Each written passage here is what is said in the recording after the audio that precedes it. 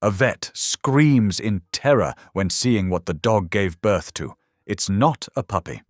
What begins as a routine delivery in a small-town clinic turns into a nightmare that no one could imagine. The vet thinks she's saving a loyal family pet, until the birth reveals something horrifying, something man-made, something that should never have been inside a living animal. Suddenly, her quiet life explodes into danger. Powerful men close in, desperate to silence her, and every step uncovers secrets darker than she ever thought possible. The dogs aren't the only ones in danger, so is she. But if she backs down, innocent lives will be lost forever. What's hidden inside these animals? And how far will the people behind it go to keep the truth buried? I'd love to know. Where are you watching from? Type it down below, and while you're here, subscribe so you'll always catch the next story. Thunder cracked overhead as rain hammered against the windows of Calder Veterinary Clinic. Wren Calder's hands moved with practiced efficiency as she and her veterinary technician, Ivy Talbot, rushed the laboring chocolate Labrador onto the exam table. The dog's sides heaved with each contraction. "Easy, Juniper." Wren soothed, running a gentle hand over the dog's distended belly. "We've got you, girl."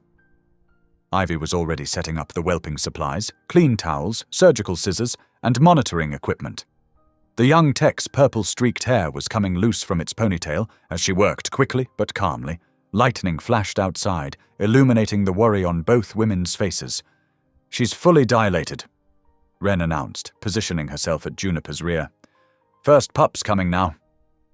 The Labrador whimpered and strained. Wren's experienced hands were ready to assist as she saw the first birth sac emerging.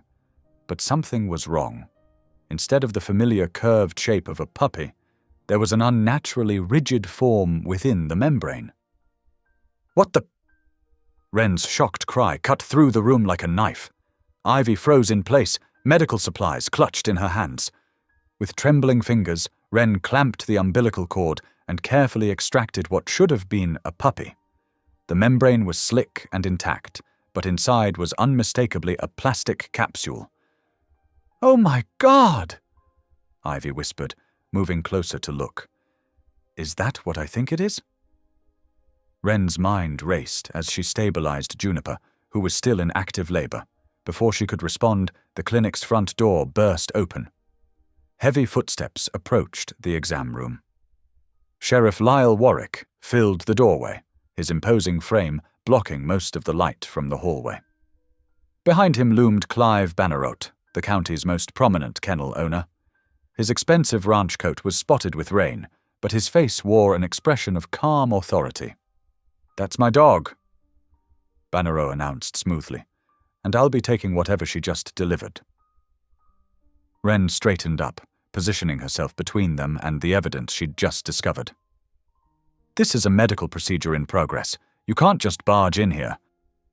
"Actually, I can," Sheriff Warwick drawled, hooking his thumbs in his belt. "When there's probable cause. Hand over that capsule, Doctor. Calder." The power dynamic in the room shifted instantly. Wren felt the weight of authority bearing down on her, but years of ethical practice and moral conviction held her steady. "I'm in the middle of treating a patient," she said firmly. "And any evidence discovered during medical care requires proper documentation and a warrant for seizure. You know that, Sheriff." Warwick's face darkened. "Maybe you didn't hear me clearly. That's evidence in an ongoing investigation. Your veterinary license requires cooperation with law enforcement." "My license requires me to follow proper medical and legal procedure," Wren countered, even as her heart pounded. She noticed how Bannerote hadn't stopped smirking since he walked in, as if her resistance was merely amusing. "You're making a mistake, Doctor." "Calder," Bannerote said softly. "A very serious one." Another contraction gripped Juniper, and the dog's whimper cut through the tension. Wren turned back to her patient, her voice steady despite her racing thoughts. "Ivy, please get me another set of sterile gloves and the drug-safe key from my office." As Ivy hurried to comply, Wren could feel Warwick and Bannero's eyes boring into her back. She worked quickly but methodically, securing the capsule and documenting everything with careful precision. When Ivy returned, Wren placed the evidence in a sterile container and locked it in the drug safe herself. "You'll need a warrant," she repeated, turning back to face them. "Now, if you'll excuse me, I have a dog in labor who needs my full attention." "This isn't over," Warwick growled. "Not by a long shot. You can expect a call from the State Veterinary Board." "I expect I'll be hearing from a lot of people," Wren replied evenly. "But right now, my patient needs me." The two men lingered for a moment longer, their presence heavy with unspoken threats. Finally, Bannerot nodded to Warwick, and they turned to leave. The sheriff's parting glare promised consequences. As soon as they were gone, Ivy let out a shaky breath. "Wren, what are we going to do?" "Right now!" Wren checked Juniper's progress and prepared for the next delivery. "We're going to do our jobs. We're going to get these puppies safely delivered, and we're going to document everything perfectly. The rest..." She glanced at the drug safe where the damning evidence was stored. "The rest we'll deal with when it comes." The storm continued to rage outside, rain and wind battering the small clinic. But inside, Wren stood her ground, anchored by the oath she'd taken and the principles she'd always lived by. She knew she'd just made powerful enemies, but as she helped Juniper through her labor, she couldn't bring herself to regret doing what was right. Thunder rolled again, closer this time, as if underlining the gravity of what had just transpired. The county's established power structure was closing in around her small clinic, but Wren Calder had drawn her line in the sand. Whatever came next, she would face it standing firm. Juniper's next contraction brought a normal puppy this time, and Wren focused on the task at hand. One battle at a time, she told herself.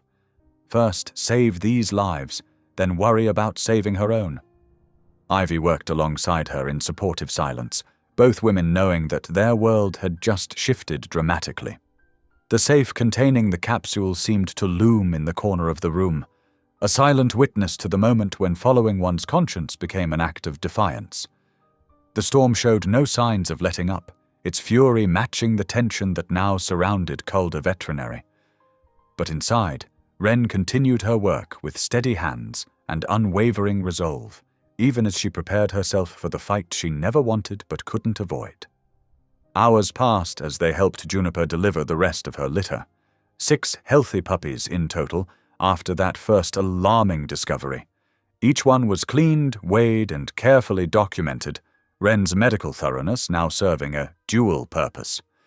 Every detail needed to be perfect, every protocol followed to the letter. She knew her records would be scrutinized in the coming days. As they finished up the last of the post-delivery care, Ivy spoke softly. "They'll be back, won't they?" Wren nodded, checking Juniper's vital signs one final time. With a warrant, hopefully. Though I wouldn't put it past them to try something else first. Should we call someone? The state police, maybe? Not yet, Wren said after a moment's consideration. Let's wait and see what they do next. Sometimes the smartest move is to let others show their hand first. The storm was finally beginning to ease, but Wren knew this was just the beginning. She'd seen something she wasn't supposed to see, uncovered something that powerful people wanted to keep hidden. And now she was standing in their way. As she watched Juniper nursing her puppies, Wren felt the weight of her decision settling onto her shoulders. She'd chosen ethics over expediency, right over easy. And in doing so, she'd made herself a target. But looking at her patient and the new lives she'd helped bring into the world, Wren knew she would make the same choice again. Some things were worth fighting for, even if the fight came at a personal cost. The rest of the night stretched ahead, full of uncertainty and unspoken threats. But for now, in this moment, Wren had done what needed to be done. She had protected her patient, preserved evidence, and stood her ground. Tomorrow would bring its own battles. For tonight, she would focus on what she did best, caring for the animals who needed her, following the procedures she believed in, and preparing for whatever storm came next. The night stretched endlessly as Wren and Ivy fought to save Juniper and her remaining puppies. The Labrador's labor had been complicated by the shocking discovery of the capsule, and now she was struggling. 2 puppies showed signs of distress, their heartbeats weak and irregular on the monitor. "Her temperature's dropping," Ivy reported, her voice tight with concern. The purple streak in her hair had fallen across her face, but she didn't pause to brush it away. 100.4 degrees? Wren nodded, her hands steady as she worked. "Start her on warm fluids. We need to get her stabilized before the next delivery." She glanced at the clock. 3:17 in the morning. They'd been at this for hours already. The storm continued to rage outside, rain pelting against the windows of the small clinic. Inside, the 2 women moved with practiced efficiency, their focus entirely on saving their patient and her unborn puppies. Every action was carefully documented, temperatures, medications, procedures, creating an unimpeachable record of their work. "Come on, girl," Wren murmured to Juniper as another contraction began. "You can do this." The Labrador whimpered, her eyes fixed trustingly on Wren's face. After everything they'd already been through tonight, losing any of the remaining puppies wasn't an option. The next hour passed in a blur of intense concentration. Ivy kept detailed notes while Wren guided Juniper through the difficult delivery. Finally, at 4:23 in the morning, the last puppy emerged, small but alive. 2 survivors, Ivy said softly, recording the time in their medical log. Both males, both breathing on their own. Wren checked Juniper's vital signs again, relief washing over her as the numbers stabilized. "She's going to make it. Start the post-delivery protocol. I want everything documented perfectly." While Ivy cleaned and weighed the puppies, Wren turned her attention to the capsule they'd discovered earlier. She took it to the small lab at the back of the clinic, leaving the door open to hear if Juniper needed her. Under the bright laboratory lights, the capsule revealed new secrets. Wren pulled on gloves and examined it carefully, photographing every angle. The surface wasn't smooth as she'd first thought. Tiny markings were etched into the seams, barely visible to the naked eye. "Ivy," she called, "can you come look at this?" Ivy appeared in the doorway, looking exhausted but alert. "What did you find?" "There's some kind of code along these edges. And look, it's designed to split apart." Wren carefully twisted the capsule, and it separated with a soft click. Inside was a second shell, and within that, a wafer-thin piece of what looked like specialized paper. "Is that a ledger?" Ivy leaned closer, squinting at the tiny text. Wren spread it carefully on the lab table. Columns of numbers and letters filled the page, along with what appeared to be dates and locations. "This isn't random," she said slowly. "These are roots. And these numbers, they look like withdrawal amounts." "You think this is part of something bigger?" Ivy asked, though her tone suggested she already knew the answer. "This wasn't a one-time thing," Wren confirmed grimly. "This is organized. Professional. Someone's running a pipeline, and they're using dogs as carriers." The thought made her sick to her stomach. She reached for the phone. "I'm calling in a formal evidence pickup. This needs to go through proper channels. We need a clean chain of custody." But before she could dial, headlights swept across the parking lot. Through the window, they could see Sheriff Warwick's patrol car pulling up, accompanied by another vehicle they didn't recognize. "That was fast," Ivy muttered. "Too fast."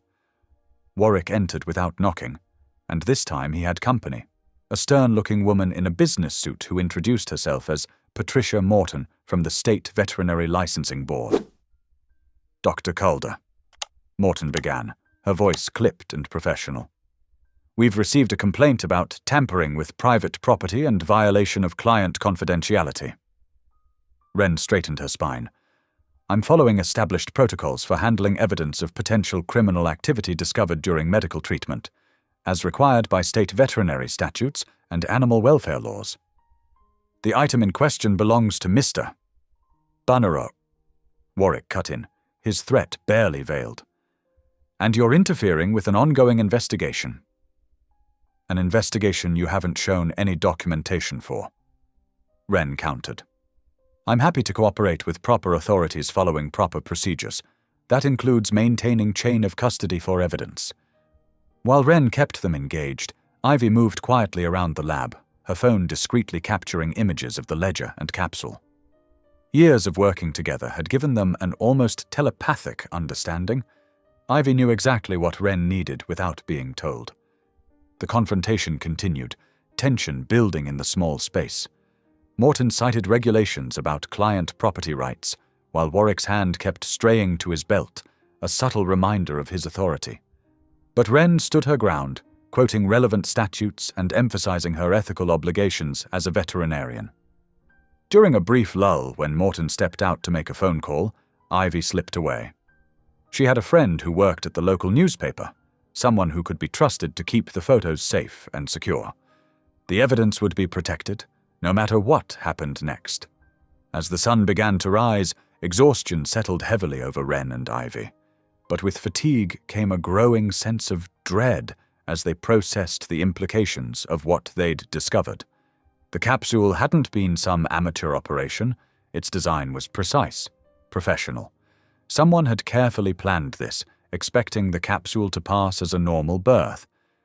The level of organization required was chilling.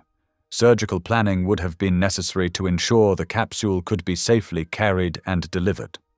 And now, watching Warwick's increasingly aggressive attempts to seize their evidence, it was clear the conspiracy reached into law enforcement. The board will be reviewing your license, Morton warned as she prepared to leave. I suggest you reconsider your position on surrendering that item. I'll wait for official documentation of any review, Wren replied steadily.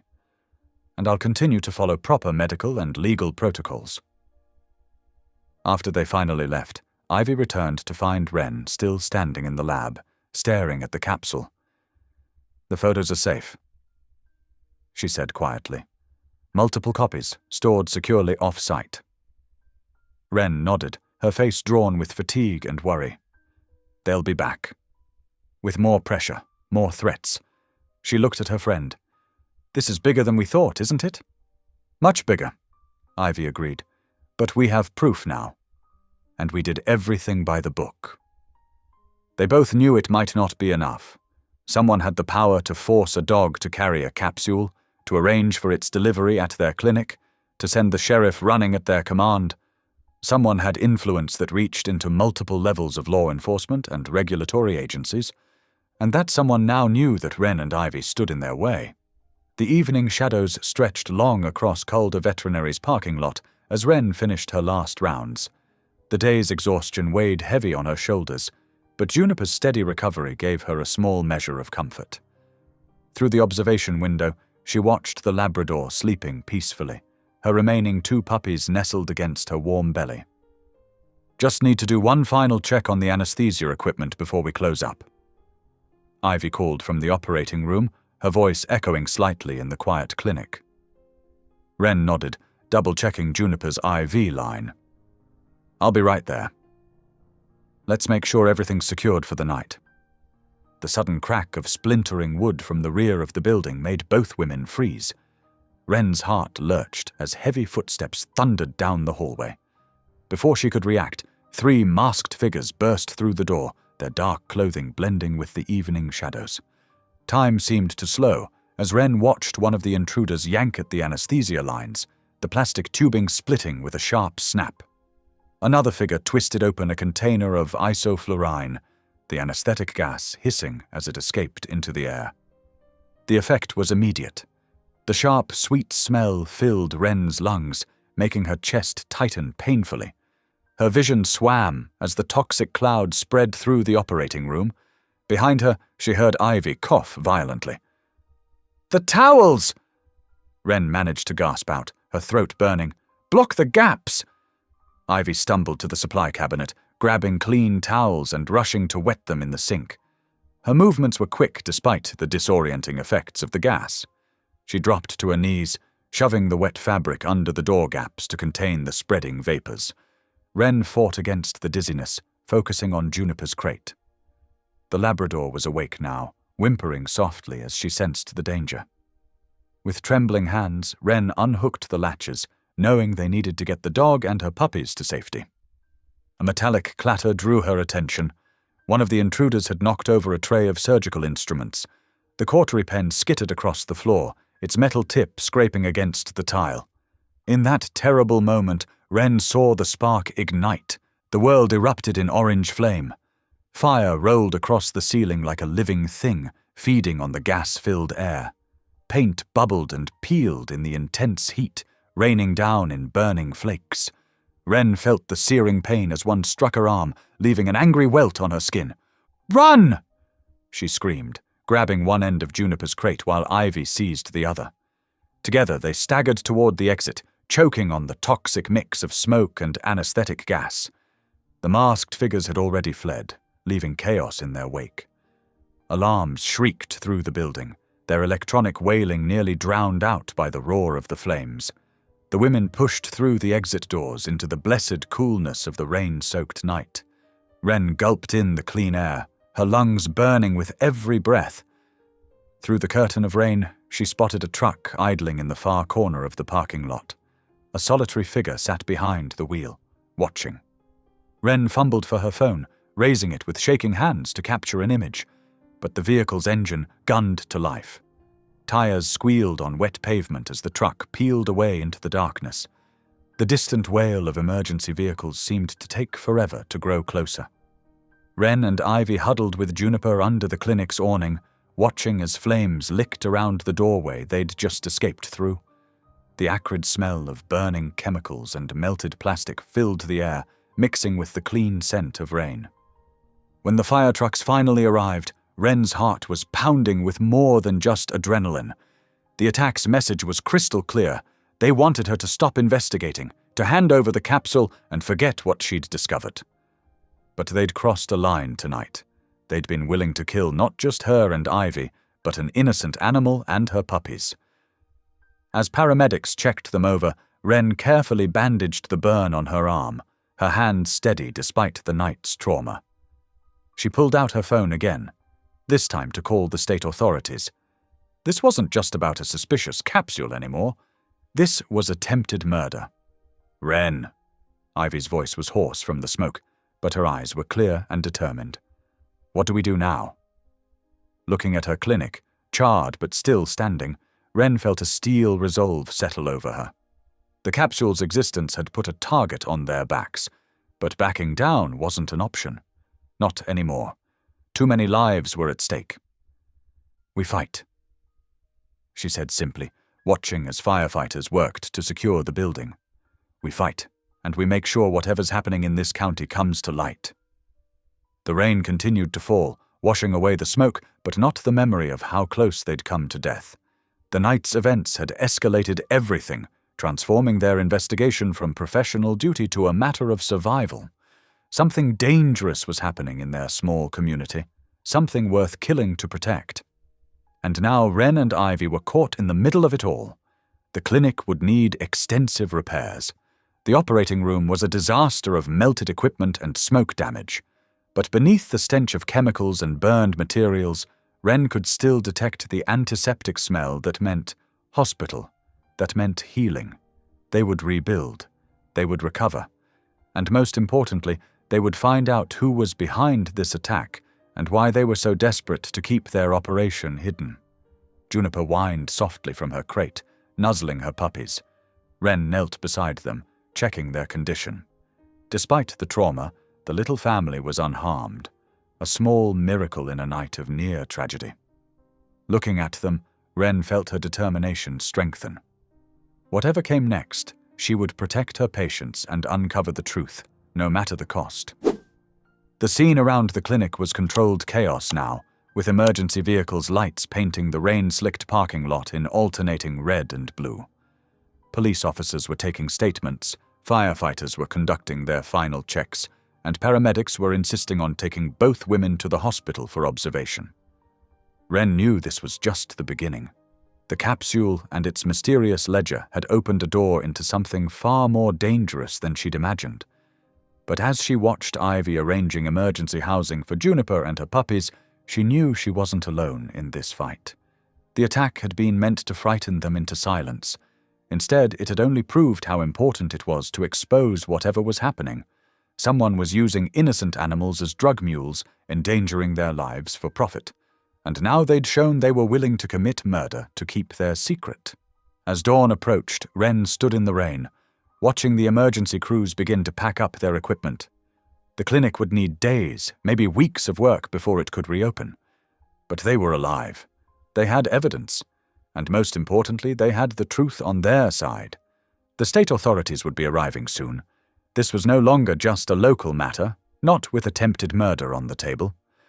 Wren touched the bandage on her arm, feeling the sting of the burn beneath. It would leave a scar, a permanent reminder of how quickly things had escalated. But she wouldn't back down. She couldn't. Not when lives were at stake. Not when someone was willing to go to such lengths to keep their operation hidden. The capsule's existence had made them targets, but it had also given them the power to expose whatever was happening in their county. As the first hints of dawn began to lighten the sky, Wren and Ivy shared a look of quiet determination. They had survived the night's attack, but the real fight was just beginning. Whatever came next, they would face it together, armed with the truth and the unwavering commitment to protect those who couldn't protect themselves. The morning after the fire brought a different kind of tension to Calder Veterinary. Dawn's pale light filtered through the smoky windows, highlighting the water damage and char marks that scarred the clinic's walls. Wren stood in what remained of her examination room, her bandaged arm throbbing as she watched State Trooper Holden Pierce make his careful inspection. He moved with the measured precision she'd expect from law enforcement, his clean-pressed uniform a stark contrast to the mess around them. His German Shepherd partner, Max, stayed close at his heels, nose twitching at the lingering sense of smoke and chemicals. "You understand my position, Doctor?" "Calder," Holden said, his square jaw set firmly as he spoke. "These are serious allegations against prominent members of our community. I need concrete evidence before I can act." Wren nodded, trying to keep her frustration in check. "I understand, Trooper Pierce, but someone tried to burn down my clinic last night. They nearly killed us, and they nearly killed my patients. This isn't just about allegations anymore." She led him to the drug safe, which had survived the fire intact. Her hands shook slightly as she input the code, but her voice remained steady. "What you're about to see. It came from inside one of Clive Bannerow's show dogs. Surgically planted." Holden's expression remained neutral as she carefully removed the capsule. Before she could explain further, Max's behavior suddenly changed. The shepherd's ears pricked forward, and his body tensed with focused attention. "Mum, please set that down on the counter," Holden instructed, his professional demeanor shifting to alert interest. He unclipped Max's lead, giving him a hand signal. "Search." The dog moved with purpose, circling the counter where Wren had placed the capsule. Within seconds, Max sat abruptly, staring at the object with laser focus. His tail wagged once, then he looked back at his handler expectantly. "He only does that for one thing," Holden said quietly, reaching for the tennis ball clipped to his belt, Max's special reward for narcotic detection. "And he's never wrong." "There's more," Wren said, hope rising in her chest for the first time since this nightmare began. "Follow me." She led him to the treatment area where Juniper lay recovering. The black lab raised her head weakly as they approached, her eyes still dulled from pain medication. With gentle hands, Wren pulled back the surgical draping. "See these?" She pointed to the careful rows of healing tissue. Old suture lines, positioned high in the uterus, where any foreign object would naturally be expelled first during labor. This wasn't amateur work, Trooper Pierce. Someone with surgical training did this. Holden leaned in closer, his skepticism visibly wavering. "And you're saying this isn't the first time?" "Look at this." Wren retrieved the coded ledger they'd found inside the capsule. Dates, locations, amounts, all matching major dog show circuits across 3 states, places where inspections would be minimal, especially for registered show dogs from a respected kennel. The trooper took the ledger, his eyes narrowing as he studied the patterns. He pulled out a small notebook and began sketching, connecting dates and locations. These align perfectly with the Western State Show circuit. Denver, Salt Lake City, Phoenix. He looked up at Wren. How many other dogs have you treated from Bannerot's kennels? Dozens, Wren replied, the full scope of what they'd uncovered hitting her anew. And now I'm wondering how many of them were used like Juniper, how many were surgically altered to become drug mules. This operation… Holden shook his head, still mapping connections. It's sophisticated. Professional. The kind of thing that takes years to establish. He glanced at the bandage on Wren's arm. And the kind of people who run it won't hesitate to eliminate threats. Is that why you're being so careful? Wren asked. Because of Clive's connections. Holden's face tightened. I've seen his influence at work before. 3 years ago, I testified in a case involving one of his employees. Somehow, key evidence disappeared before trial. The case fell apart. He tucked away his notebook. But this is different. With Max's alert and your medical documentation, we have solid grounds for a state investigation. What about Sheriff Warwick? We keep this at the state level, Holden said firmly. I'll submit everything directly to our lab in the capital. No local involvement. He paused, studying Wren with new respect. You've handled this well, Doctor. Documented everything, followed procedure, protected your evidence, but Bannerot and Warwick, they'll move fast once they realize what we've found. Wren thought of the fire, of how close they'd come to losing everything. They already are moving fast. Then we need to move faster. Holden carefully packaged the capsule and ledger into evidence bags. I'm going to need detailed statements from you and your staff. Everything you've observed, every interaction with Bannerot and his operation. But first, he turned to face her directly. I need you to understand what you're up against. These people. They have money, influence, and a lot to lose. Are you sure you're ready for this fight? Wren looked at Juniper, at the healing surgical sites that marked such casual cruelty. She thought of all the other dogs that might have suffered the same fate. I was ready the moment they tried to burn down my clinic with my patients inside. Just tell me what you need. Over the next 2 hours, they worked methodically. Holden took detailed photographs of Juniper's surgical sites, while Wren provided medical context for each image. They reviewed clinic records of every Bannerot dog treated in the past year, looking for patterns they might have missed before. Max stayed alert throughout, occasionally returning to the capsule's location and indicating again, reinforcing his initial detection. Each time, Holden rewarded him with the tennis ball, but his own expression grew increasingly grim as the evidence mounted. The surgical technique is consistent, Wren explained, showing him ultrasound images. See how the placement creates a perfect pocket? Someone trained in veterinary surgery did this. Multiple times, judging by the scar tissue. Holden made careful notes. Would most vets notice these alterations during routine exams? Not unless they were looking for them specifically. Wren admitted. The scars are subtle, and with show dogs, some surgical history isn't unusual. Routine things like spays, minor repairs, nothing that would raise red flags. The perfect cover, Holden said quietly. High-value show dogs, traveling regularly, with built-in explanations for any surgical marks. He straightened up, squaring his shoulders. I'm calling in our mobile evidence unit.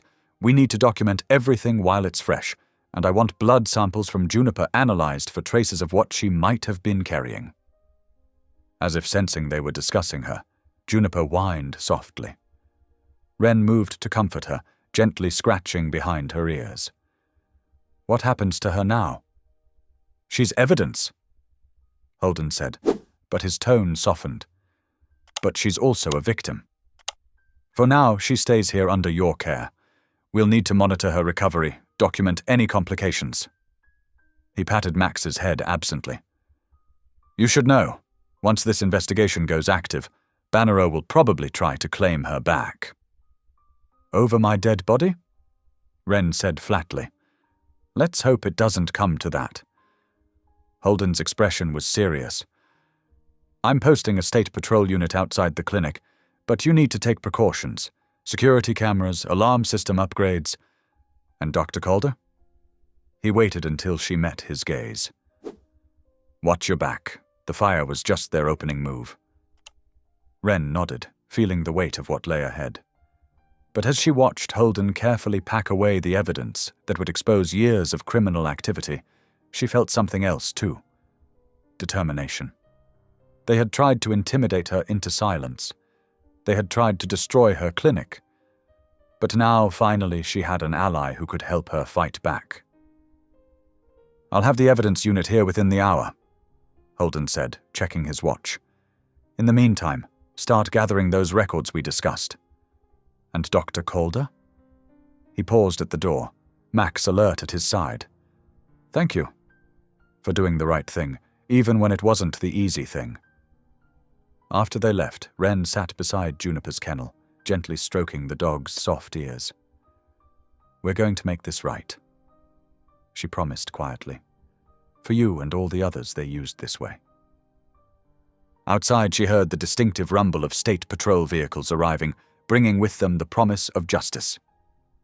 The morning sun had finally broken through the smoke-stained windows, casting long, clear beams across the clinic floor. Despite everything, the fire, the threats, the danger still to come, Wren felt stronger than she had in days. They had tried to silence her with fear. Instead, they had given her a reason to fight back. And now, with Holden's help and the evidence they had gathered, that fight had a real chance of succeeding. The pre-dawn air hung heavy with moisture as Wren's truck pulled into the county fairgrounds parking lot. Her headlights swept across empty spaces until they caught the gleam of Holden's state patrol vehicle, parked discreetly behind a maintenance shed. The show trucks wouldn't arrive for another hour, giving them time to prepare. Wren killed the engine and sat for a moment, taking slow breaths to steady her nerves. The burn on her arm still ached beneath its bandage, a constant reminder of what was at stake.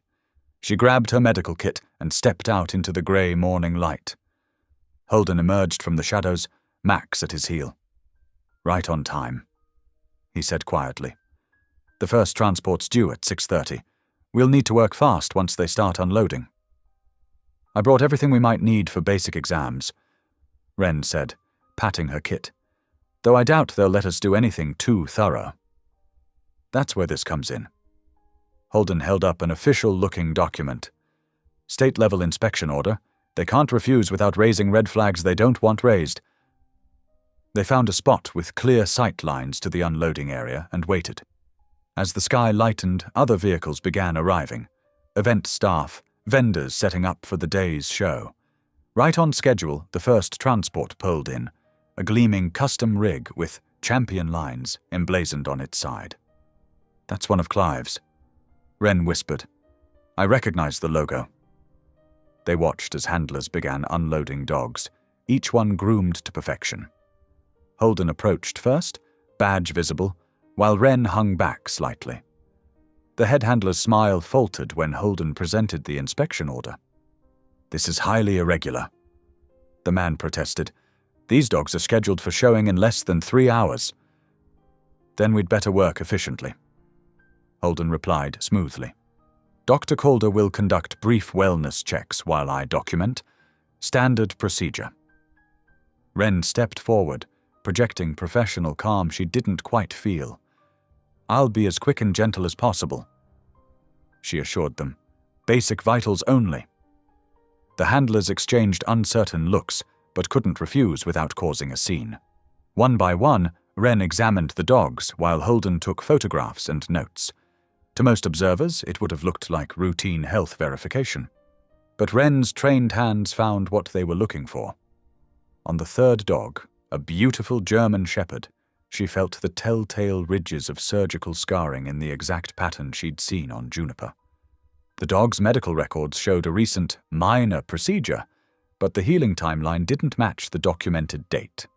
She kept her face neutral as she worked, but her heart was pounding. By the time they finished with the first truck, she'd found similar evidence on 4 more dogs. Each one had nearly identical surgical marks, each with irregularities in their recovery documentation. More trucks arrived as the morning progressed. They managed to inspect 3 more before the handlers started getting obviously agitated. Holden called it after that, not wanting to push their luck. 14 dogs, he muttered as they walked back to their vehicles. 14 with the same surgical pattern. And inconsistent records, Wren added. No way this is coincidence. Someone's running a regular operation through these shows. They were about to discuss next steps when Wren saw a familiar truck turn into the lot. Her stomach dropped. Clive Bannerot's personal vehicle, followed by several others. This isn't good, Holden said quietly. That's half the county board with him. And Inspector Morton? Wren identified one of the passengers, the one who threatened my license before. They watched as the procession of vehicles headed not toward the showgrounds, but in the direction of Wren's clinic. They're making their move, Holden said grimly. You should get back there. Wren was already moving. What about our findings? I'll process everything through state channels. They can't bury this evidence. He caught her arm gently. Be careful. Don't give them any excuse. The drive back to her clinic felt endless. By the time Wren pulled in, several vehicles were already parked outside. She took a deep breath, straightened her shoulders, and walked into her own lobby like she wasn't facing an ambush. Clive Bannerot stood in the center of the room, surrounded by county board members in business attire.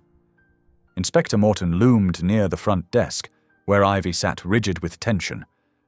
The acrid smell of smoke damage still lingered in the air, despite their best cleaning efforts. Dr. Calder, Clive said, his voice dripping false concern. So good of you to join us. The board has some concerns about recent events at your facility. I wasn't aware of any scheduled inspection, Wren replied evenly. Emergency review, Inspector Morton cut in, given the fire and certain allegations regarding your handling of medical evidence. What followed was a carefully orchestrated performance. The board members looked appropriately serious as Morton listed violations, some real, most twisted from half-truths. The recent fire damage provided convenient backdrop for their safety concerns.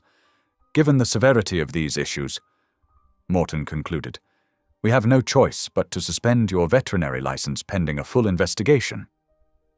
The words hit like physical blows, but Wren forced herself to stand straight. On what specific grounds? Unsafe conditions, failure to maintain proper records, obstruction of law enforcement. Morton pulled out an official document. This order requires you to cease all veterinary operations immediately. We'll also need to seize relevant records for review. Wren watched helplessly as they began boxing up files. A few clients who had arrived for morning appointments slipped away quietly. News would spread fast in their small community. That was clearly part of the plan. As the procession prepared to leave, Wren noticed a woman toward the back of the group who had remained silent throughout. Something about her tugged at Wren's memory.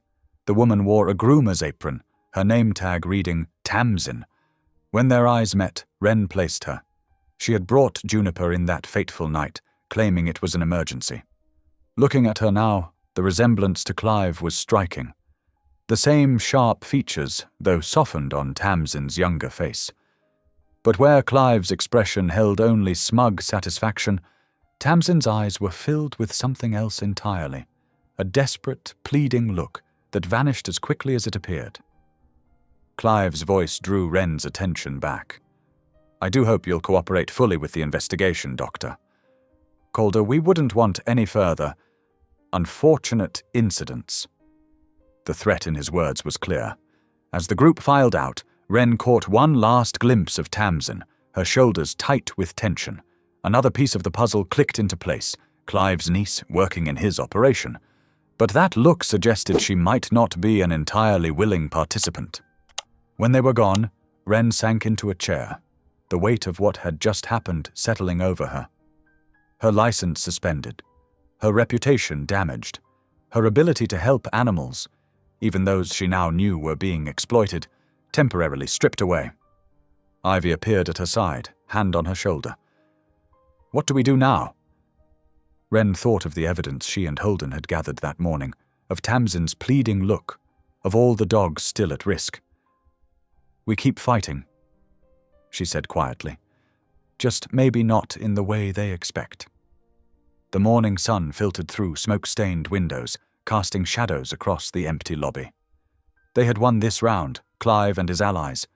But Wren had seen too much, learned too much to back down now. Sometimes losing a battle was necessary to win the war. She looked at the suspension order on her desk, then at the file box they hadn't taken, the one containing Juniper's records and her original documentation of the capsule.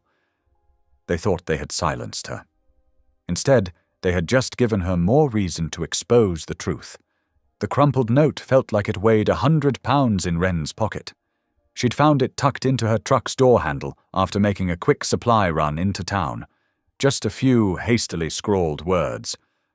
Old logging road past Miller's Creek. Midnight. Important. -T. The autumn night pressed close around Wren's truck as she crawled along the rutted dirt road, headlights off. Her heart thundered against her ribs. After everything that had happened, the clinic fire, her suspended license, the growing web of corruption she'd stumbled into, meeting someone in secret felt dangerous. But something about that desperate look she'd caught in Tamson's eyes during the inspection told her this was crucial. The road curved sharply, revealing a small clearing ahead. Wren's headlights picked out a lone figure standing beside a compact car.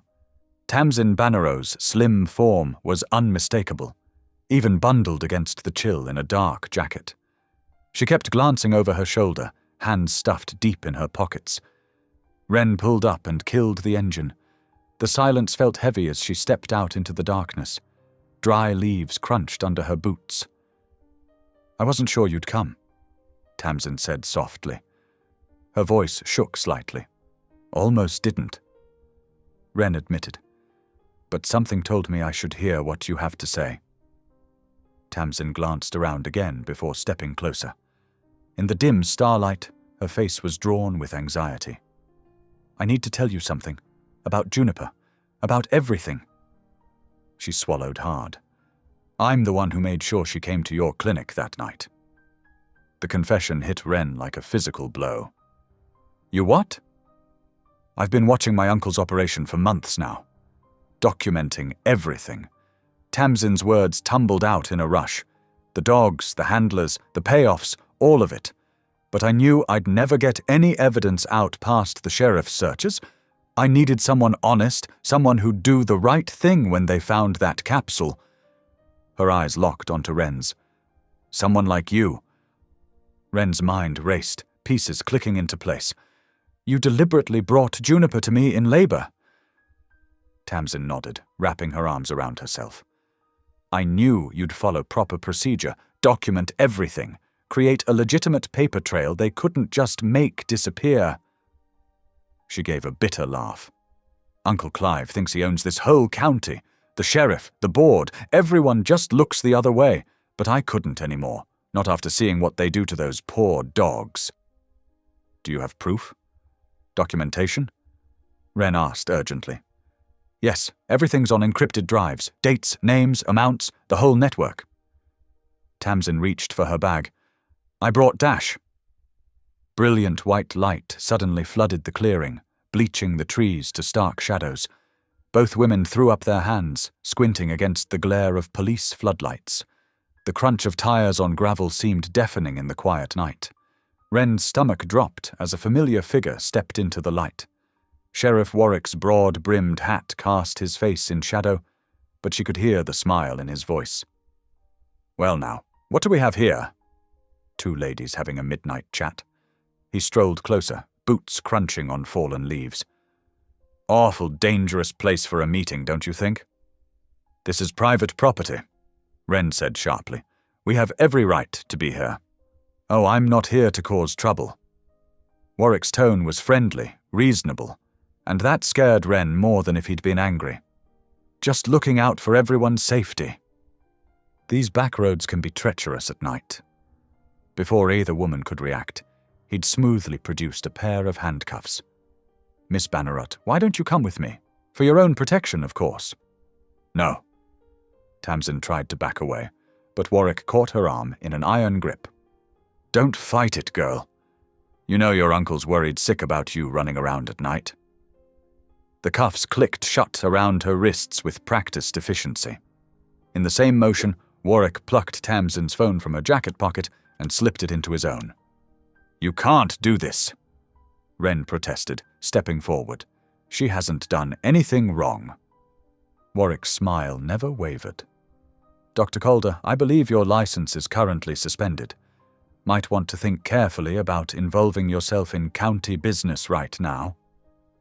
His hand rested meaningfully on his holstered weapon. "Best head on home. Nothing more to see here." Tamson's eyes met Wren's, wide with fear and apology. "I'm sorry," she whispered. "I tried dash. Come along now." Warwick guided her firmly toward his cruiser. "Your uncle will be relieved to know you're safe." Wren could only watch helplessly as Warwick deposited Tamson in the back seat. The cruiser's taillights disappeared around the bend, leaving her alone in the sudden darkness. Headlights swept the clearing moments later as another vehicle approached. Wren's shoulders sagged with relief as she recognized Holden's unmarked car. He jumped out, expression grim. "I got here as fast as I could when I saw Warwick's car headed this way," he said. "What happened?" Wren quickly filled him in on Tamson's revelation and Warwick's intervention. "She was about to give me proof, documentation of the whole operation, but Warwick showed up at exactly the wrong moment. Or the right moment, from his perspective," Holden said grimly. "He's probably been watching her for weeks, waiting for her to make a move like this." "She planned the whole thing with Juniper," Wren said, still processing the magnitude of it. "Getting that capsule to my clinic was deliberate. She knew I'd handle it properly, create an official record they couldn't just make vanish." "Smart girl." Holden ran a hand through his hair. "She just confirmed everything we suspected about how this ring operates, but now our only inside source is in Warwick's custody. And her evidence with her." Wren kicked at the leaves in frustration. "How do they do it? How do they make everything just disappear?" "Years of practice," Holden said darkly. "They've got this county locked down tight. Every official, every department head, they're all in Bannerow's pocket one way or another." They retreated to their vehicles, both rattled by how quickly and efficiently Warwick had neutralized their potential breakthrough. The corrupt sheriff had swept in like a practiced chess player, removing a key piece from the board with casual ease. "We need to regroup," Holden said. "Figure out our next move carefully. They'll be watching both of us even closer now." Wren nodded, climbing into a truck. Her hands shook slightly on the steering wheel as she processed how close they'd come to breaking the case wide open, only to have victory snatched away in seconds. The weight of what they were up against settled heavy on her shoulders. But underneath the fear and frustration, determination burned steady. Tamson had risked everything to try to expose the truth. They couldn't let that courage go to waste. Somehow they had to find a way to protect their evidence and their witnesses from disappearing into the dark machinery of corruption that seemed to run this county like clockwork. The old logging road was silent again as their vehicles pulled away, leaving only tire tracks in the dirt and the echo of Tamson's unfinished confession hanging in the autumn air. But the truth was out now, confirmed by an insider who'd seen it all firsthand. The question was, could they find a way to prove it before Warwick and Bannerow buried the evidence, and Tamson, for good? Back at the clinic's temporary workspace, Wren paced the small examination room, her mind racing with possibilities. The sterile walls seemed to close in around her as she struggled to find a way forward. They needed something definitive, something that would expose Bannerow's operation in a way that couldn't be buried or explained away. Her eyes fell on the capsule, still sealed in its evidence bag. An idea began to take shape. "What if we gave them exactly what they want?" she said suddenly, turning to Holden, who stood by the door. "But on our terms." Holden's brow furrowed. "What do you mean?" Wren picked up the capsule, studying its smooth surface. "We empty it, sterilize it completely. Then we put something inside that can't be destroyed or denied. Something that will prove exactly where it's been and who's handled it." She moved to the supply cabinet, pulling out a small container. Inside lay several tiny microchips, the kind used for identifying lost pets. These trackers are virtually indestructible, and I have something else. She retrieved a small packet of forensic dye powder, the kind that stained skin on contact and wouldn't wash off for days. We could plant these inside, reseal it perfectly. Then I go to Bannerot, act desperate to save my clinic. Offer to surrender the capsule in exchange for dropping the suspension of my license. Holden's expression darkened with concern. That's incredibly risky. If they figure out what you've done, they'll be too eager to get their hands on it. Wren countered. They think I'm just a small-town vet who's in over her head. They won't expect this level of planning. Ivy, who had been quietly organizing supplies nearby, spoke up. I can help with backup recording too. We can hide a small mic in your scrubs, one of those clip-on ones that looks just like a pen or ID holder. Holden paced the room, clearly wrestling with the proposal. The state needs something absolutely incontrovertible, he admitted. And if we could track the capsule's movement through their operation, while simultaneously recording any incriminating conversations… Exactly. Wren was already pulling on gloves, laying out her surgical tools. We know they're watching every official channel. This might be our only chance to catch them off guard. For the next hour, they worked methodically. Wren carefully opened the capsule using her most precise instruments, preserving its integrity. She sterilized every surface meticulously, removing all traces of its previous contents. With steady hands, she positioned the microchip deep inside, securing it where it wouldn't rattle or shift. The dye pack went in next, rigged to rupture if tampered with. Perfect, she murmured, examining the sealed capsule under bright light.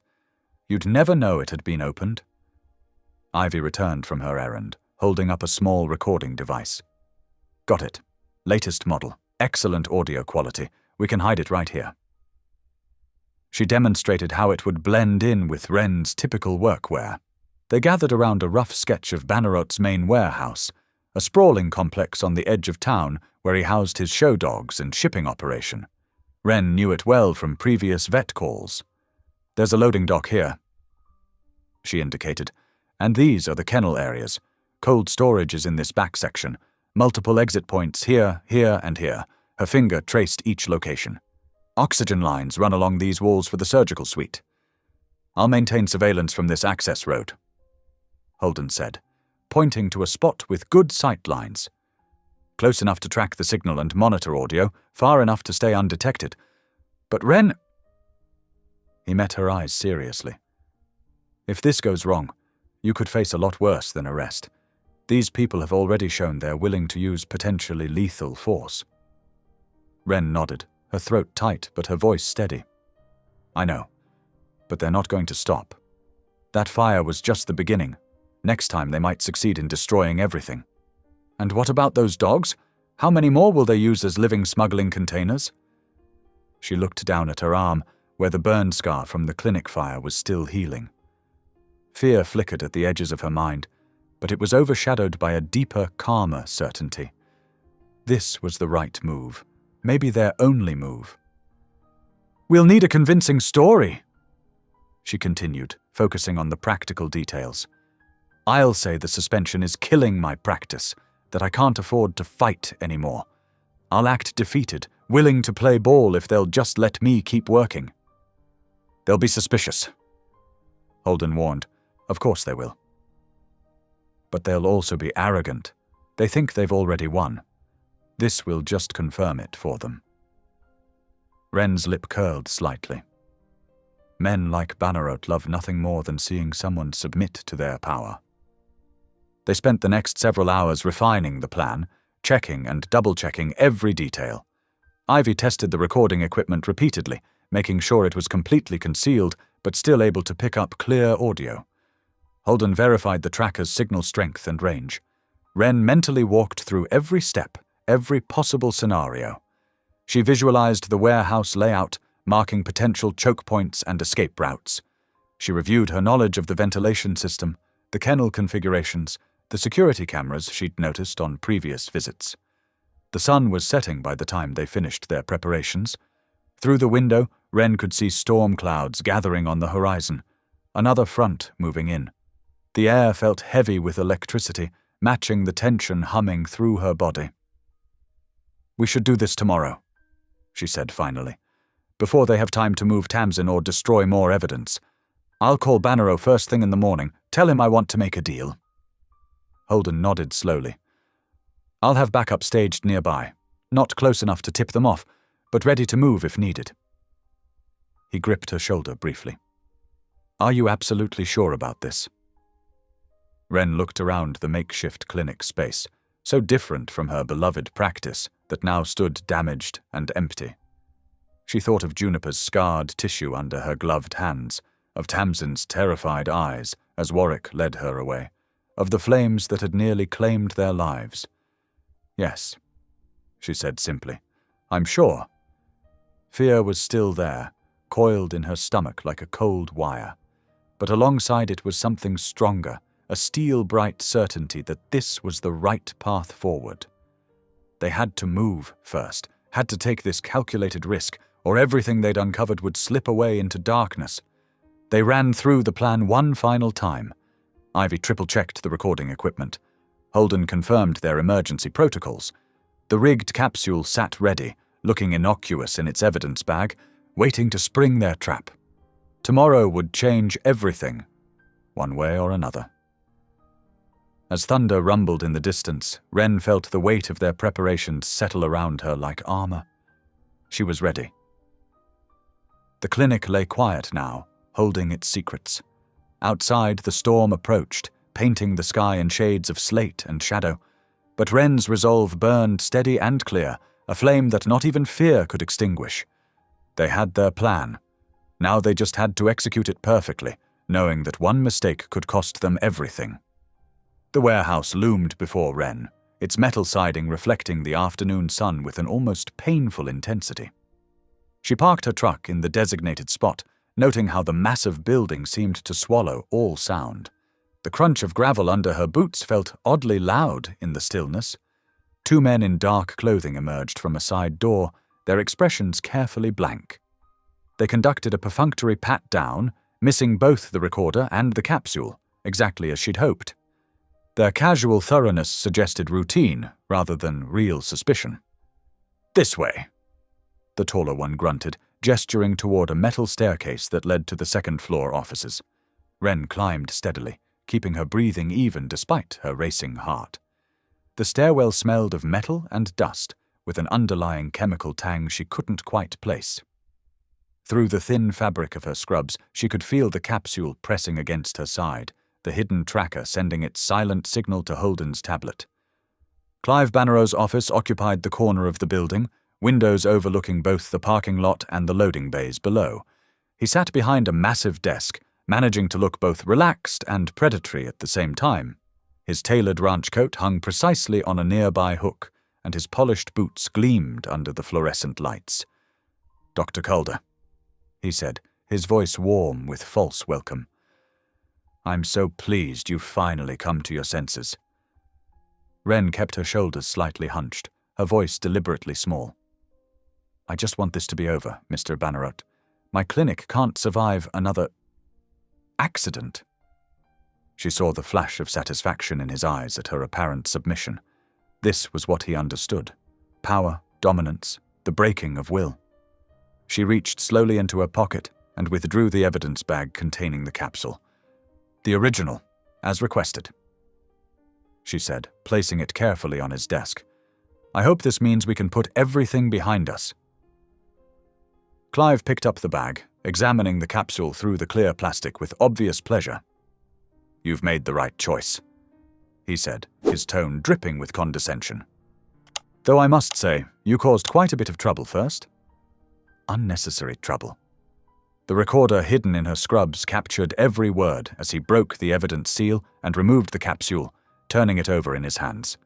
The tracker would be registering crystal clear on Holden's tablet now. Wren forced herself to maintain her posture of defeat. "I was just trying to follow proper procedure," she said, injecting a note of apology into her voice. "I didn't understand the bigger picture." Clive's smile widened. Pride, His weakness began to show through. "Few do," he said, setting the capsule down with obvious satisfaction. "We've developed quite a sophisticated operation here. Born clean couriers, that's the genius of it. No scanner ever touches them. The dogs pass through checkpoints without a second glance. Show champions, traveling the circuit. Who would suspect?" Each word was another nail in his coffin, recorded for posterity. Wren felt a surge of triumph, but then she caught it. A new smell cutting through the chemical tang from before, sharp, distinctive. Gasoline. Her eyes flickered to the window. Below, she could see dark liquid beginning to seep down the external stairs. Horror bloomed in her chest as she realized. This wasn't just about retrieving the capsule. This was about eliminating every loose end. The sound of multiple locks engaging echoed through the building, heavy doors thudding shut one after another. And then, from somewhere below, a scream. Female. Familiar. "Tamson," Wren breathed. Clive's smile turned cruel. "Yes, my troublesome niece. She's been quite the disappointment. But family business should stay in the family, don't you think?" Wren was already moving, but the door behind her slammed shut. She spun back to face Clive, who was now standing, all pretense of civility gone. "You really should have taken the hint after the clinic fire," he said. "Some people just have to learn the hard way." Another scream echoed up from below. Tamson was somewhere in the lower bay area. Wren had glimpsed the grooming pens during her walk-through. She had seconds to make a decision. The window wasn't an option, too high, and the external stairs were already slick with fuel. The door behind her was locked, but interior office doors weren't built for security. She threw her weight against it, feeling the frame crack slightly. "That won't help you," Clive called, sounding almost amused. "The building's sealed." And in about 30 seconds, the whoosh of igniting fuel cut off his words. Heat bloomed somewhere below, and Wren could hear the distinctive sound of flames catching and spreading. The gasoline trail would lead the fire straight up the stairwell. She slammed against the door again, harder. The frame splintered, and she burst through, nearly falling as she hit the hallway. Already waves of heat were rolling up the stairwell, and smoke was beginning to curl along the ceiling. Tamson screamed again, the sound partially muffled, but clearly coming from the lower level.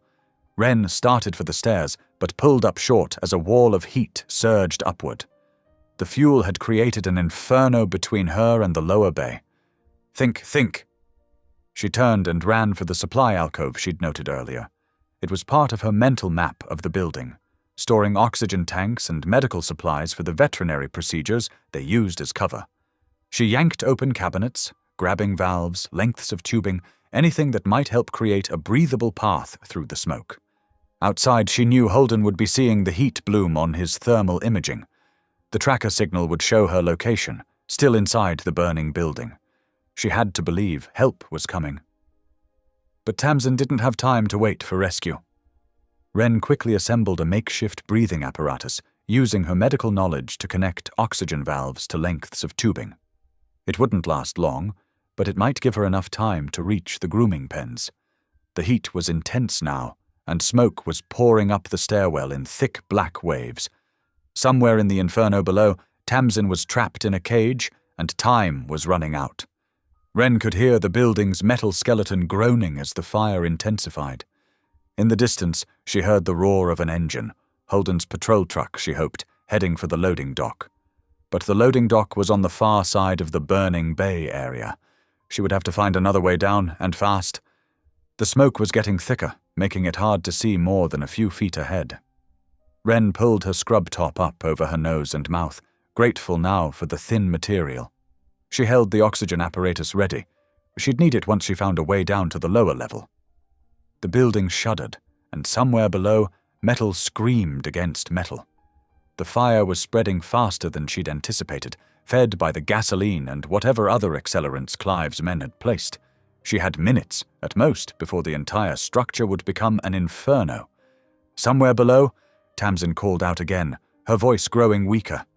Wren gripped the oxygen apparatus tighter and began moving through the smoke, searching for a way down. The rescue would have to come from inside, if she could just reach Tamson before the fire did. The heat pressed against her like a physical wall, and sweat ran down her face as she navigated through the thickening smoke. The tracker in the capsule would still be broadcasting her location to Holden, but she couldn't wait for rescue. Not with Tamson trapped below, and the flames climbing higher with each passing second. The building groaned again, and somewhere in the distance she heard the first sirens beginning to wail. But for Tamson, sealed in a cage in the burning lower bay, help might arrive too late. Wren adjusted her grip on the oxygen apparatus and moved forward into the smoke, knowing the next few minutes would determine whether either of them survived. The acrid smoke clawed at Wren's throat, burning her eyes as she frantically assessed the warehouse's supply alcove. Her hands trembled but moved with purpose, grabbing at the portable oxygen tank she'd noticed earlier. Years of veterinary experience kicked in. She knew exactly how to handle this life-saving equipment. "Hold on, Tamson!" she shouted through the thickening haze. The heat pressed down like a physical weight, making every movement a struggle. Wren's fingers worked quickly, lashing the surgical tubing to the tank's valve with the practiced efficiency of someone who'd done similar procedures hundreds of times, though never in conditions like these. The warehouse groaned around her, metal beams expanding in the intense heat. Flames licked up the walls, creating an otherworldly orange glow that penetrated the rolling smoke. Wren dropped to her hands and knees, remembering basic fire safety. Stay low where the air is clearest. The floor was hot enough to burn through her jeans, but she forced herself forward. She could hear Tamson's desperate coughing from the grooming pen, growing weaker by the second. The sound drove Wren onward, pulling the oxygen tank behind her as she crawled. The smoke was less dense at floor level, but still thick enough to make her eyes water constantly. "I'm coming," Wren called out between her own coughs. "Keep making noise so I can find you." Tamson's weak reply guided her through the choking darkness. The grooming pen's metal bars emerged from the smoke like a cage in hell, with Tamson pressed against them, her face desperate and streaked with soot. Without wasting a second, Wren threaded the oxygen mask through the bars. "Put this on now," she ordered, her voice hoarse from the smoke. Tamson grabbed it with shaking hands, pressing it to her face. Her desperate gulps for clean air were audible even over the roar of the fire. Wren pulled the bone saw from her belt. She never thought she'd be using it for this purpose. The lock was solid, industrial-grade steel, but she had no choice. Her wrists ached as she began sawing, the metallic screech adding to the hellish cacophony of the burning warehouse. Above them, the ceiling made an ominous cracking sound. Bits of burning debris rained down around them. Wren worked faster, her arms burning with effort as she attacked the lock. Sweat poured down her face, instantly evaporating in the intense heat. Come on," she muttered through gritted teeth. The saw was making progress, but too slowly. The air was getting worse by the second, and even at floor level, breathing was becoming nearly impossible. A thunderous crash from the loading dock area made both women jump. Through the smoke, Wren could make out the front end of Holden's patrol truck, which had smashed through the rolling door. The sudden rush of air created a draft, pulling some of the smoke toward the new opening. It wasn't much, but it gave them precious seconds of clearer air. "Almost there," Wren gasped, redoubling her efforts on the lock. Finally, with a metallic snap, it gave way. Wren yanked the door open, reaching for Tamson, who was still clutching the oxygen mask to her face. "We have to move now," Wren shouted, pulling Tamson to her feet. They stumbled together toward the loading dock opening, supporting each other as they moved through the smoke. Their progress was painfully slow. Tamson was weak from smoke inhalation, and Wren's own lungs felt like they were on fire. The ceiling gave another tremendous groan, followed by the sharp reports of support beams giving way. Wren looked up to see a section of the roof beginning to collapse. With one final surge of desperate energy, she practically threw Tamson forward, both of them tumbling through the loading dock opening just as the roof caved in behind them. They landed hard on the concrete outside, coughing violently as their lungs tried to expel the smoke they'd inhaled. Holden was there immediately, helping them both move further from the burning building. The cool night air felt like heaven on their smoke-scorched skin. "The records!" Tamson choked out between coughs, her voice raw. "Everything's documented. In my grooming case. Still in the office." Holden's jaw set in determination. Without a word, he sprinted toward the loading dock opening. The fire had spread, but there was still a path through the smoke, thanks to the ventilation his truck had created. "Holden, wait!" Wren tried to shout, but her voice came out as little more than a whisper. She watched anxiously as he disappeared into the inferno. The seconds stretched like hours as they waited. Wren held Tamson steady as the younger woman continued to cough, both of them watching the loading dock opening with desperate hope. Just when Wren was about to attempt going in after him, Holden emerged from the smoke. His uniform was singed and his face was blackened, but in his hands was a professional-looking grooming case. He jogged over to them, setting the case down carefully. "Got it," he said simply, though his voice was rough from the smoke. Tamson nodded weakly, relief evident on her face. "That's everything. All the documentation, dates, names, routes, everything he's been doing." A sudden beeping sound made them all jump. Holden pulled out his tablet, showing a moving dot on the screen. "The tracker's still active?" he said. "Clive's on the move with the capsule." Wren felt a grim satisfaction through her exhaustion. Clive had no idea about the dye pack hidden inside the capsule. They still had a chance to catch him. She looked at Tamson, who was finally breathing more easily, then at the grooming case that contained the evidence they needed. "He thinks he's won," Wren said hoarsely, watching the burning warehouse. "He thinks he's destroyed everything and everyone who could testify against him." She gestured to Tamson and the case. "But we have living proof right here, and a trail to follow." The wail of approaching sirens filled the air as fire trucks raced toward them. Holden helped both women to their feet, supporting them as they moved toward his patrol vehicle. Behind them, the warehouse continued to burn, but it hadn't claimed the victims Clive had intended. Instead, it had only strengthened their resolve to bring him to justice. Tamson clutched the grooming case to her chest as Holden helped her into the back seat of his patrol car. Her face was streaked with soot and tears, but her eyes held determination. "We need to move fast," she said, her voice still rough from the smoke. "Once he realizes I survived." "We will," Holden assured her, checking his tablet again. The tracking dot was moving steadily away from their location. "He's heading north on County Road 23. He has no idea we can follow him." Wren leaned against the car, her legs still shaky from the ordeal. She could hear the fire crews beginning to work behind them, their hoses attacking the flames that still consumed the warehouse. The night air felt blessedly cool on her smoke-heated skin, but there was no time to rest. "Let's go," she said, pushing herself upright with effort. "We can't lose him now." The adrenaline that had carried her through the rescue was beginning to ebb, leaving her exhausted and aching, but she pushed the fatigue aside. They had come too far, risked too much, to let Clive escape now. The tracker was their lifeline to justice, and Tamson's survival their key to proving everything. As Holden started the engine, Wren looked back at the burning warehouse one last time. The flames that were meant to silence them had instead given them exactly what they needed: proof of how far Clive would go to protect his operation and the evidence to bring him down. Now they just had to follow the signal and finish what they'd started. The patrol car pulled away from the warehouse, leaving the fire crews to their work. In the back seat, Tamson hugged the grooming case tighter, knowing its contents could destroy her uncle's criminal empire. Wren watched the tracking signal on Holden's tablet, each pulse a reminder that Clive was running straight into their trap, the dye pack waiting to activate at just the right moment. They had survived the fire, rescued the evidence, and maintained their pursuit. Now it was just a matter of following the digital breadcrumbs to their final confrontation with Clive Bannerot.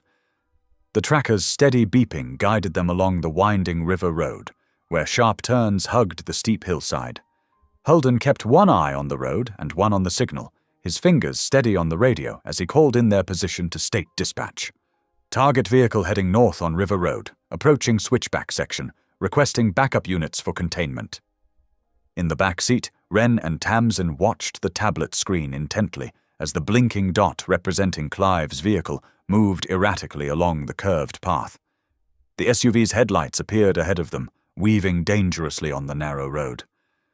"He's going too fast," Tamson whispered, gripping the grooming case tighter. She was right. As they watched, Clive's SUV approached one of the sharpest turns at full speed.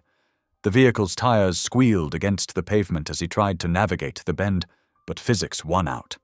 The SUV skidded, tipped, and rolled, crashing through the guardrail and tumbling into the shallow roadside ditch. Holden brought their vehicle to a controlled stop, already radioing in the crash.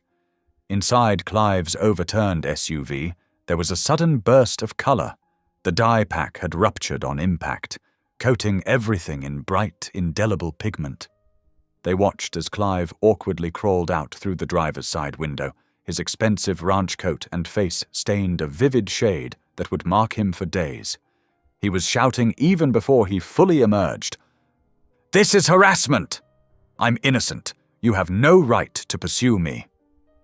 His words were caught clearly by the dash camera and body cameras as responding units arrived, their lights painting the scene in red and blue.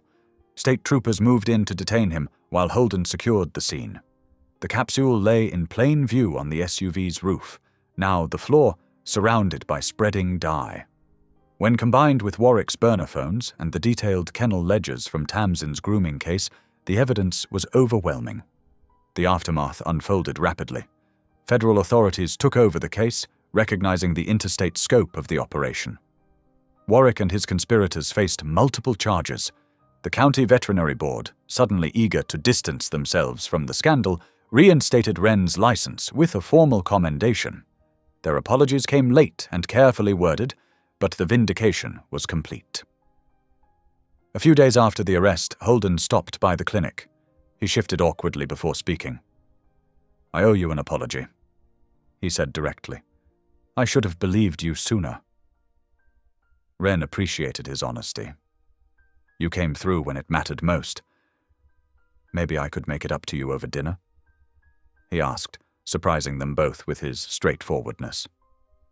The clinic gradually returned to normal. Better than normal, Wren officially adopted Juniper, who had started it all. Tamson found her calling working there too, using her expertise to help rehabilitate the dogs recovered from her uncle's operation. Her gentle touch and understanding of their trauma made her invaluable in their recovery. One evening, after a long but satisfying day of honest work, Wren stood in the parking lot, keys in hand. The same lot where she had once felt watched and threatened now felt peaceful in the gathering dusk. She realized she no longer saw herself as a target, but as someone whose unwavering principles had not only survived, they had transformed her life and brought justice to those who needed it most. Thanks for watching. If any part of this story lingered with you, consider subscribing. I'll be here again tomorrow, sharing another tale that speaks to the soul.